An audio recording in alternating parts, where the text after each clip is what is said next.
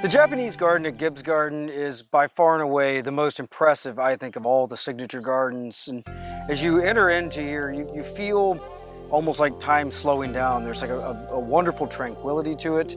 You know, even the water feels like it's moving more slowly in this garden than it does in other places. You don't have big assertive waterfalls. It's a place that's designed for everyone just to take a deep breath and enjoy the scenery. The Japanese garden is a balance of natural and man-made beauty. It's a garden of meditation that delights the senses, all the senses, and it also challenges the soul. And for many, when they come, it's really a spiritual experience.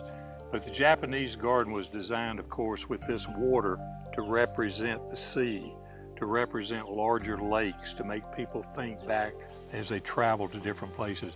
Or you would look at the water and think of a river, but water evokes all the senses are all around you, this fragrance of that wonderful viscosa mosaic that's very, very fragrant.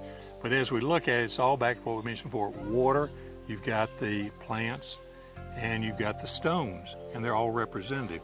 So as you look across this, every view will be different. If you're on the north side, totally different than the south. Same with the east and the west. So you want to just tour around the garden. This is a stroll garden. So we're now strolling around the ponds. It's a hill and stroll garden, which is a skiyama. The skiyama, we've been through the hill section. Now we're strolling around the ponds. Unlike many Western gardens, it seems that almost every element in a Japanese garden has some kind of significance. You were mentioning the rock. As you and I walk through the garden, you have a story about the significance of each one of these rocks. Can you tell us a few?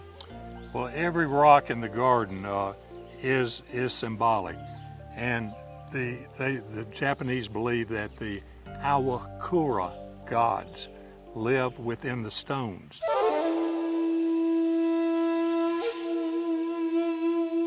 And when you go out to find stones, you want to make sure that you don't ever disturb the stone. You can't scratch it because you'll disturb the gods that live within the stone. So all the stones in this garden had to be wrapped with burlap, and the backhoe lifted them up, put them on a big truck bed, brought them in, and then we had to place all the stones. Now there's a book that tells about all the stones, the shape and the form, and there's a drawing. So you have to search. I searched for 5 years in 5 counties finding all these stones, but they all have a name. This is the Venerable Seat Rock right here. You've got the Rock of Never Aging. Of course, everybody likes to touch the Rock of Never Aging. Beside that rock is the Rock of the Spirit Kings, and that embodies all 3 of the forces, vertical forces, horizontal and diagonal forces within one stone.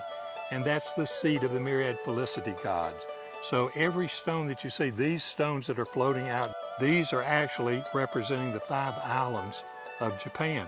So everything in the Japanese garden is symbolic and very, very difficult to design.